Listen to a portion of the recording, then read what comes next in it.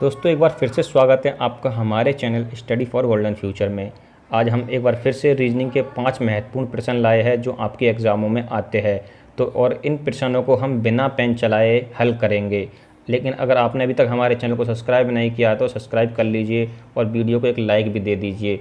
तो आइए देखते हैं हमारे सवाल कौन कौन से हैं। तो आइए आते हैं पहले सवाल पर। हमारा पहला सवाल क्या है? हमारा पहला सवाल है वो सिमिलरिटी से है और ऐसे सवाल एग्ज़ामों में अक्सर आते हैं।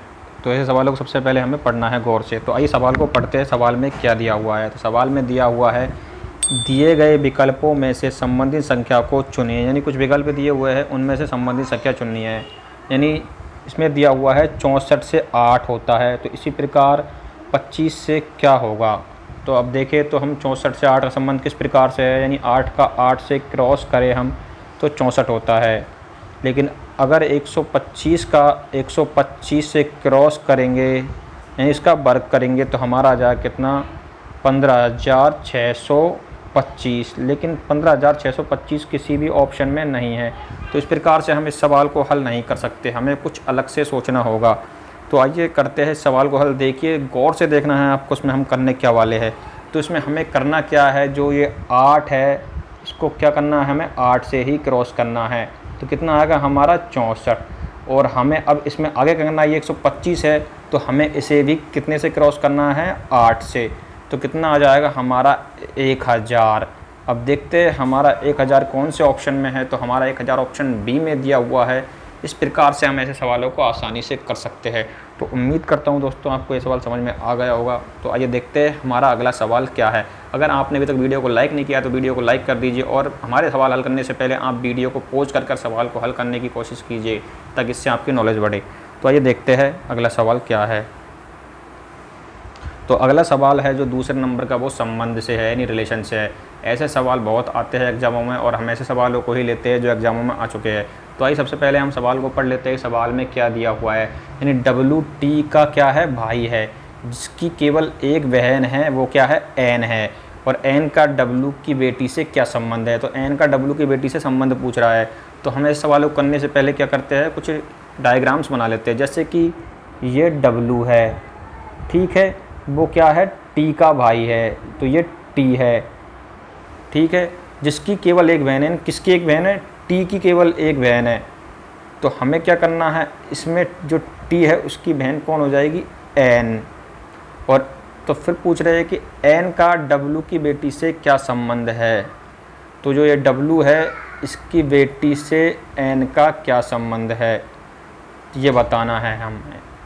तो इसमें हम सीधे सीधे बता सकते हैं, अगर ये T की बहन है तो ये W की भी बहन होगी, और अगर ये इसकी बहन है तो इसकी बेटी से इसका क्या संबंध हो जाएगा? ये इसकी हो जाएगी बुआ। तो इस प्रकार से दोस्तों हम ऐसे सवालों को आसानी से कर सकते हैं। उम्मीद करता हूँ आपको सवाल समझ में आ गया होगा। तो इसमें ऑप्शन बी राइट टिक हो जाएगा। तो आइए देखते हैं हमारा अगला सवाल क्या है। तो जो हमारा अगला सवाल दिया हुआ है वो श्रृंखला से है और ये भी बहुत अच्छा सवाल है। तो आइए सबसे पहले इस सवाल को पढ़ लेते हैं हम। सवाल में क्या दिया हुआ है? तो सवाल में दिया हुआ है दी गई श्रृंखला में अगली संख्या क्या होगी, यानी श्रृंखला दी हुई है, इसमें अगली संख्या क्या होगी।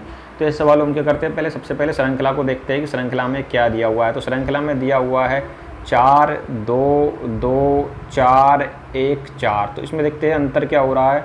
तो 4 और 2 में है 2 का अंतर, 2 और 2 में है 0 का अंतर, 2 और 4 में है 2 का अंतर, 4 और 1 में है 3 का अंतर, और 1 और 4 में 3 का अंतर। लेकिन इसमें अंतर से इस सवाल को हम हल नहीं कर सकते क्योंकि इसमें समझ में नहीं आ रहा क्या हो रहा है, क्या घट रहा है, क्या बढ़ रहा है। तो इसमें क्या करते हैं, हम क्रॉस का नियम लगाते हैं। अब क्रॉस का नियम हमें कैसे लगाना है, तो ये जो 4 है इसे क्या करना है, क्रॉस 1 करना है और -2 करना है। तो हमारा क्या हो जाएगा, अगला पद आ जाएगा, हमारा अगला पद आएगा कितना? 2। तो इसी प्रकार से हमें अब यह अगला पद है 2, इसको क्या करना है, क्रॉस 2 करना है। 2 से क्रॉस करना है, 1 से नहीं, एक संख्या बढ़ा के। और इसमें भी क्या कर देना, -2, ये सेम रखना है।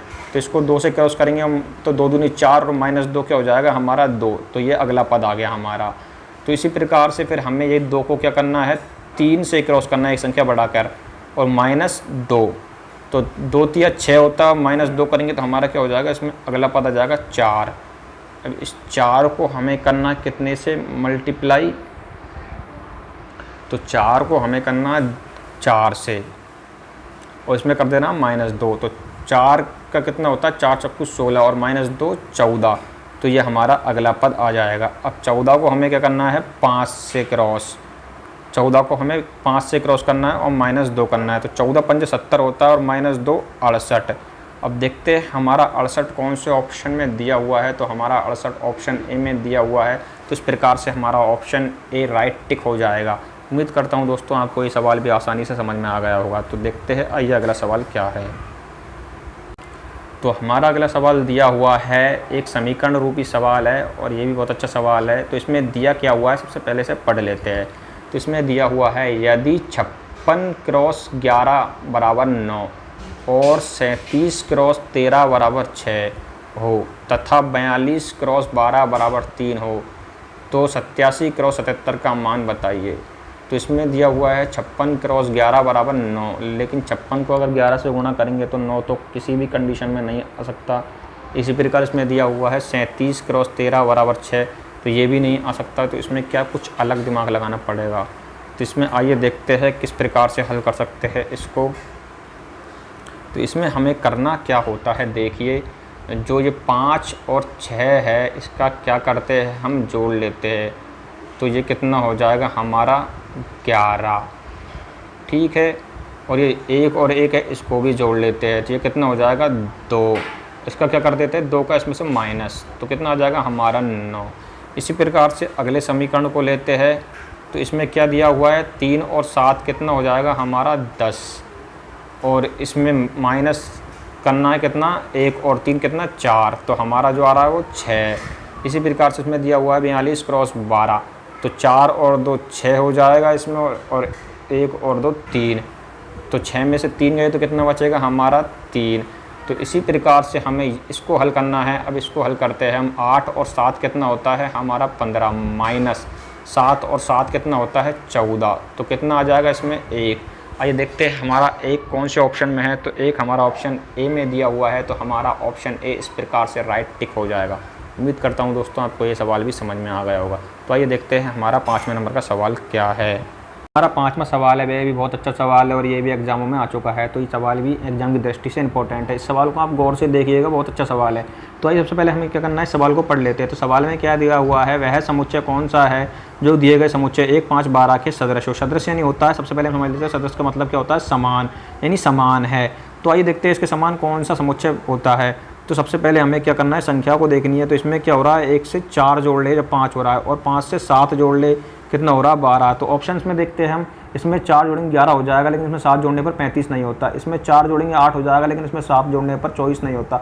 इसमें 4 जोड़ेंगे 14 हो जाएगा, लेकिन ये 44 नहीं होगा 7 जोड़ने पर। इसमें 4 जोड़ेंगे 13 हो जाएगा, लेकिन 42 नहीं होगा 7 जोड़ने पर। तो इस प्रकार से हम ऐसे सवालों को नहीं कर सकते, हमें इसमें कुछ अलग दिमाग लगाना पड़ेगा। तो आइए देखते हैं इसको कुछ अलग ढंग से करके। तो देखिए इसमें क्या हो रहा है, ये 1 और प्लस 1 प्लस 5 कितना होता है 6, और 6 को क्या कर दिया हमने 2 से क्रॉस, तो हमारा तीसरा पद आ रहा 12।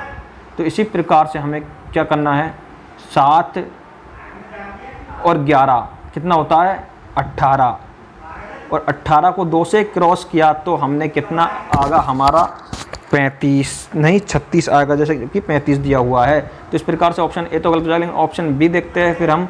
तो ऑप्शन बी में दिया हुआ है हमारा 4 प्लस 8 कितना होता है 12, और 12 को 2 से क्रॉस करेंगे तो कितना आ जाएगा हमारा 24। तो हमारा इस प्रकार से ऑप्शन बी राइट हो जाएगा, और इस प्रकार से हम ऑप्शन बी को राइट टिक कर देंगे। दोस्तों इस प्रकार से हम ऐसे सवालों को कर सकते हैं। उम्मीद करता हूँ आपको वीडियो अच्छा लगा होगा और सभी सवाल समझ में आए होंगे।